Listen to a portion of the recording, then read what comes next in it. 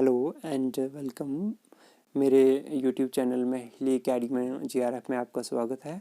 आप लोग इस पे NET JRF BA as well as MA के कोर्सेज आपको मिलेंगे। आप वीडियो देख सकते हो। चैनल को सब्सक्राइब करना, वीडियो को लाइक करना ताकि मेरे को पता चले कितने बच्चे पढ़ रहे हैं।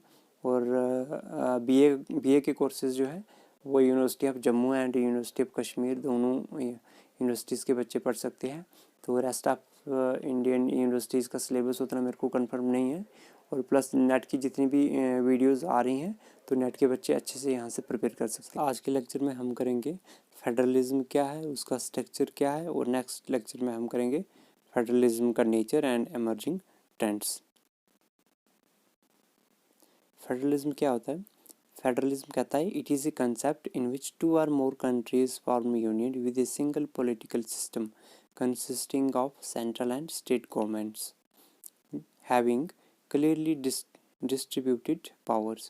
कहता है कि फेडरलिज्म एक ऐसा सिस्टम होता है जिसमें 2 या 2 से ज़्यादा कंट्रीज़ जो है मिल के एक सिंगल पॉलिटिकल सिस्टम बनाते हैं, मीन्स एक सिंगल कंट्री बनाते हैं। और उनकी जो पावर्स हैं वो उनके संविधान के द्वारा उनके कॉन्स्टिट्यूशनल में जो है डिस्ट्रीब्यूटेड होती हैं कि सेंटर की कौन सी टर्म्स होंगी, पावर्स होंगी, एंड स्टेट की कौन सी होंगी। तो उसको हम क्या कहेंगे? उसको हम एक फेडरल कंट्री कहेंगे, एक फेडरलिज्म वाली कंट्री कहेंगे। फेडरलिज्म में be formed by the disintegration of a large country into 2 or more। ये तो हमने पहले डिस्कस किया कि फेडरलिज्म क्या होता है। फेडरलिज्म में बहुत सारी कंट्री, मोर देन 2 कंट्रीज़ मिलके एक सिंगल पॉलिटिकल सिस्टम बनाती है। और उसमें 2 टाइप ऑफ गवर्नमेंट होता है, एक सेंट्रल गवर्नमेंट, एक स्टेट गवर्नमेंट। और उनकी पावर्स जो हैं वो उनके कॉन्स्टिट्यूशन के द्वारा, उनके संविधान के द्वारा डिस्ट्रीब्यूटेड होती है। फिर फेडरलिज्म ऐसे भी हो सकता है कि एक कंट्री है जो बहुत सारे पार्ट्स में डिवाइड हुई है, तो उनका क्या जो एक फेडरल सिस्टम है। जैसे कि रशिया के फेडरलिज्म की हम बेस्ट एग्जांपल देते हैं। The US is the first and the oldest federalism in the world. जो यूएस का फेडरलिज्म है ये बहुत पुराना फेडरलिज्म है और एक बहुत बेस्ट एग्जांपल है फेडरलिज्म की। यूएस का फेडरलिज्म जो है बहुत सारी कंट्रीज़ जो है वो इंटीग्रेट होके एक उन्होंने यूनाइटेड स्टेट ऑफ अमेरिका बनाई है। It was formed in 1787 followed by American revolution 1775 and 83।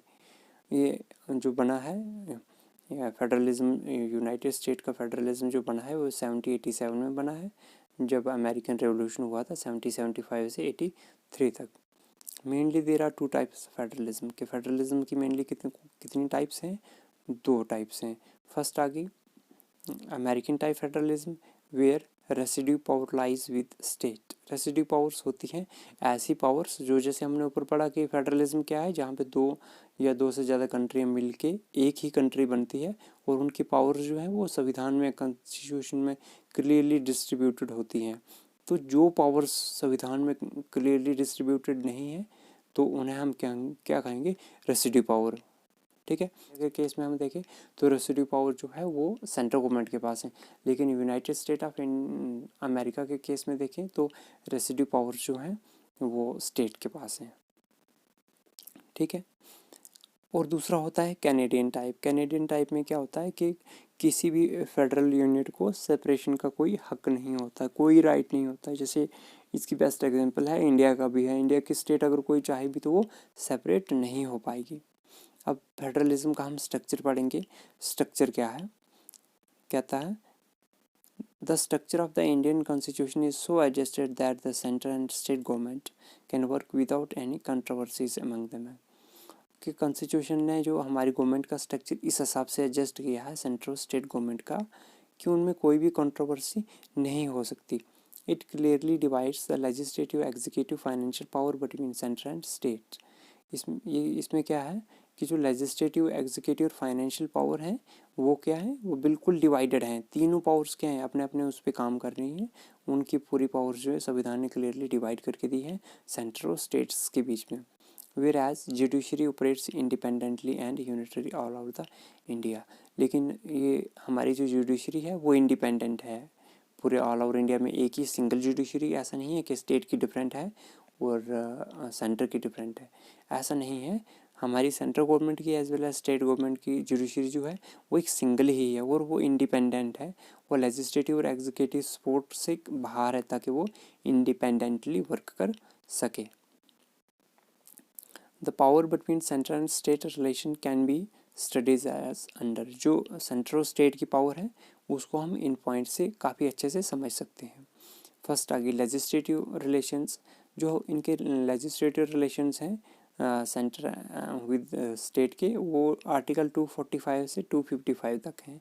ये आर्टिकल जो है ये डील करते हैं but relation between centre and state, लेकिन legislative relations. Constitution of India clearly divides the legislative power between center and state. There are 3 subject list. हमारे पास जो है ये पावर डिवीज़न की 3 लिस्ट हैं।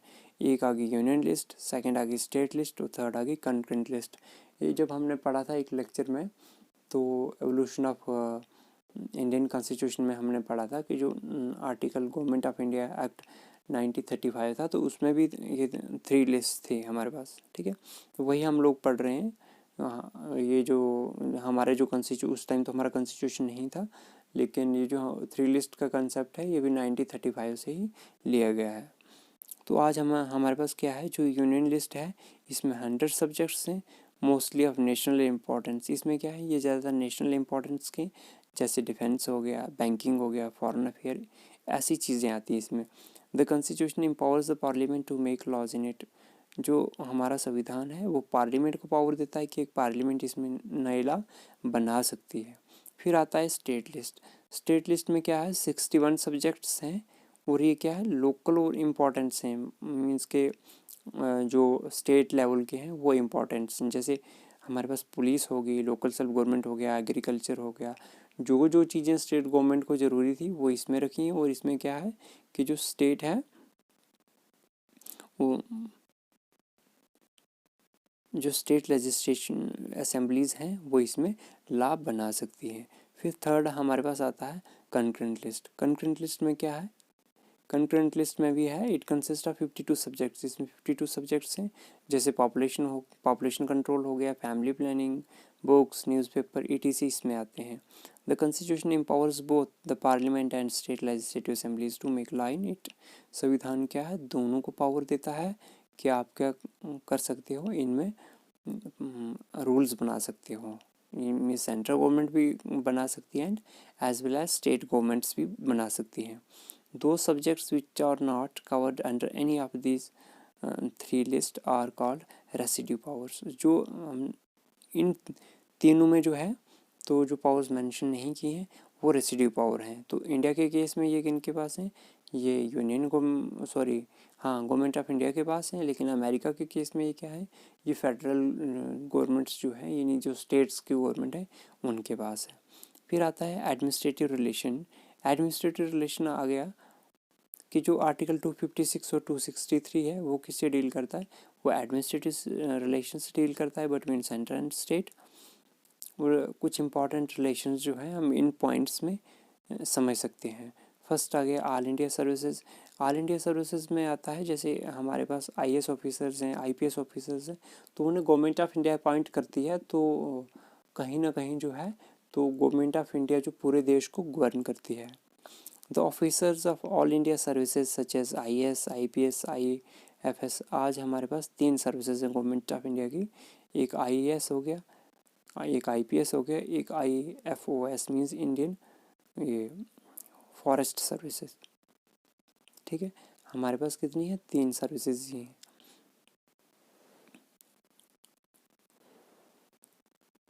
ये जो है इनकी रिक्वायरमेंट और ट्रेनिंग जो है वो गवर्नमेंट ऑफ इंडिया करती है। Moreover the chairman and member of UPSC, sorry ये A नहीं है, UPSC है, यूनियन पब्लिक सर्विस कमीशन, इसको ठीक कर लेना, are appointed by the president of India. के जो UPSC का चेयरमैन और मेंबर्स हैं वो भी गवर्नमेंट ऑफ इंडिया अपॉइंट करती है। और UPSC जो है, UPSC यही एक एजेंसी है जो IAS, IPS, IAFS की रिक्रूटमेंट करती है। In states also the member and chairman of state public service commission यानी SPSC are appointed by the governor of state but removed by president only। इसमें भी क्या है कि जो हमारी स्टेट पब्लिक सर्विस कमीशन होती है उसमें भी जो उसकी अपॉइंटमेंट होती है उनके चेयरमैन और मेंबर्स की कौन करता है, स्टेट गवर्नमेंट करती है, लेकिन जब उनको रिमूव करना होता है तो प्रेसिडेंट ऑफ इंडिया ही कर सकता है। फिर इसके बाद आता है अपॉइंटमेंट ऑफ गवर्नर, के जो गवर्नर की अपॉइंटमेंट है वो कैसे होती है। The government of state is the governor of the state is appointed by the president of India and can be removed by him only. He acts as an agent of central government, के जो governor है उसको government of India ही appoint करती है, यानी president के द्वारा, वो प्रेसिडेंट ही उन्हें रिमूव कर सकते हैं। वो एक सेंट्रल गवर्नमेंट की एजेंट काम करते हैं स्टेट में। नेक्स्ट पॉइंट आ जाएगा independent judiciary. India has opted for an integrated and independent judiciary. कहता है कि इंडिया ने क्या ऑप्ट किया है, क्या चुना है, एक इंडिपेंडेंट, एक जो इंटीग्रेटेड हो गया, एक इकट्ठी है, डबल जुडिशरी नहीं है, बल्कि स्टेट और सेंटर की डबल नहीं, बल्कि एक के पूरे देश में एक ही इंटीग्रेटेड जुडिशरी है और वो इंडिपेंडेंट है, वो लेजिस्लेटिव कंट्रोल में नहीं है। The judicial system of India works in hierarchy. The Supreme Court is at the top, followed by High Court etc. अब क्या है, ये एक हायरार्की में काम करती है। हायरार्की का मतलब होता है जैसे एक ऑफिसर होता है, उसके नीचे और ऑफिसर, उसके नीचे, फिर आते आते तक वो एक कॉलेज या स्कूल की पीएन तक बात आ जाती है। जैसे कॉलेज में प्रिंसिपल है, फिर लेक्चरर होंगे, फिर अकाउंट्स का स्टाफ है, फिर फोर्थ क्लास होंगे पीएन्स वगैरह, तो वो क्या एक हायरार्की है। तो इसमें जो हमारा जुडिशरी है ये भी एक हायरार्की में ऑपरेट होता है। सबसे ऊपर सुप्रीम कोर्ट है और उसके नीचे हाई कोर्ट आ गए। फिर हमारे पास नेक्स्ट पॉइंट आता है emergency provisions. During the emergency, federal features of the Indian Constitution get converted into unitary one with the central government becoming more powerful. और emergency के provisions हमने ये आर्टिकल 352 हो गया, 360 हो गया, तो इनमें क्या है, ये इमरजेंसी से डील करते हैं, रेंजिंग फ्रॉम 52 टू 360। तो उसमें इमरजेंसी के टाइम में जो है गवर्नमेंट ऑफ इंडिया एक यूनिटरी गवर्नमेंट बन जाती है। और एक चीज़ का आपको पता होना चाहिए कि हालांकि हमारे देश में फेडरलिज्म है, स्टेट्स और सेंटर की सरकार है, लेकिन इतना बड़ा देश है वो टूट ना जाए उसके डर के मारे जो संविधान बनाने वालों ने संविधान में कहीं भी फेडरलिज्म जो है इंडिया इज़ फेडरल ऐसा कहीं भी नहीं लिखा है, फेडरल का वर्ड यूज़ नहीं किया, बल्कि क्या है, जहाँ भी इंडिया की बात आती है तो वहाँ पे यूनियन ऑफ स्टेट ही लिखा गया है। लेकिन नॉर्मल टाइम में हम देखते हैं इंडिया में फेडरलिज्म है, लेकिन जैसे ही इमरजेंसी प्रोविजंस लगते हैं तो सेंट्रल गवर्नमेंट जो है एक पावरफुल गवर्नमेंट बन जाती है और भारत जो है, इंडिया जो है एक यूनाइटेड कंट्री बन जाती है, एक बिल्कुल यूनाइटेड बन जाती है। तो ऐसा करना ज़रूरी भी है क्योंकि बहुत सारी जगहों से भारत तेरे टुकड़े होंगे ऐसे नारे लगते हैं, तो बहुत सारी लोगों की डिफरेंट प्रॉब्लम है, साउथ की डिफरेंट है, आसाम वाली साइड डिफरेंट है, जम्मू कश्मीर वाली साइड डिफरेंट है। तो पूरे देश को एक अखंड रखने के लिए ये चीज़ बहुत ही इम्पॉर्टेंट है। फिर आती है फाइनेंशियल रिलेशन। फाइनेंशियल रिलेशन में क्या है, 268 293 deals with the financial relation between centre and state. 268 से 293 जो है ये फाइनेंशियल रिलेशन से डील करती है सेंट्रल और स्टेट के बीच में, और कुछ इंपॉर्टेंट प्रोविजन जो हैं इसके वो नीचे दिए गए हैं। फर्स्ट आ गया allocation of tax between centre and state, के टैक्स की जो अलॉटमेंट होती है सेंट्रल स्टेट के बीच में जो बांटा जाता है तो वो भी कौन करती है, सेंट्रल गवर्नमेंट ही करती है। फिर हमारे पास आएगा grant by centre to state. All states receive 70% of the saving mobilized by them as loan and the rest as grant, while special category states like Uttarakhand, Himachal Pradesh, Jammu Kashmir are 90% as grant and rest as loan। कहता है कि central government से state government को पैसे मिलते हैं, उसमें क्या होता है कि 70% जो है तो उनको एक एज ए लोन के रूप में मिलता है, और बाकी 30% जो है वो जो सेंट्रल गवर्नमेंट है वो उनको हेल्प मिलती है।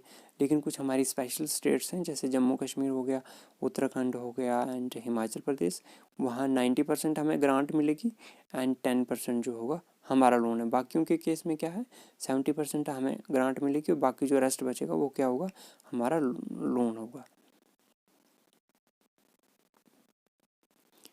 फिर उसके बाद आता है goods and services tax, GST जो है, ये भी जीएसटी जो है ये government of India he operate कर रही है।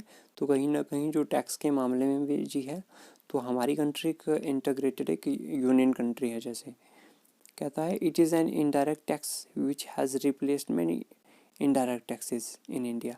बहुत सारे इनडायरेक्ट टैक्सेस जो थे उनको मिला के एक जीएसटी बनाया है।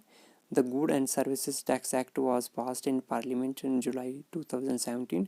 With this government has introduced E billing facility for transporters. उसमें क्या है कि कहते हैं कि बहुत सारे टैक्स मिला के एक ही टैक्स बनाया है। तो ये पार्लियामेंट में 2017 में पास हुआ था। तो वो बहुत सारी इससे जीएसटी से क्या हो गया कि अब ई बिलिंग फैसिलिटी जो है ट्रांसपोर्टर्स के लिए वो ज़्यादा कर दी है, इंट्रोड्यूस कर दी है।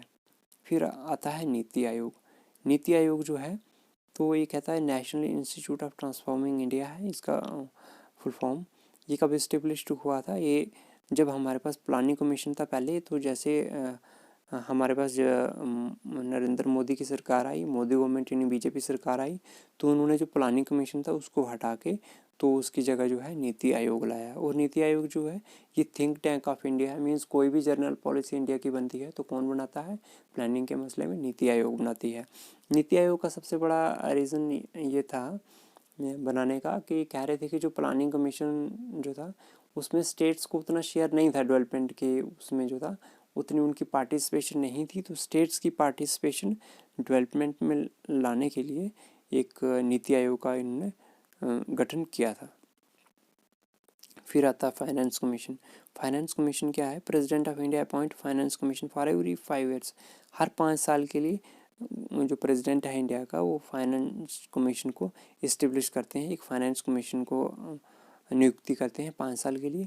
और उनका मेन एम ये होता है कि जो रेवेन्यू जो है सेंट्रल और स्टेट के बीच में कैसे डिस्ट्रीब्यूट होगी, क्या होगा, तो वो किन के हाथ में?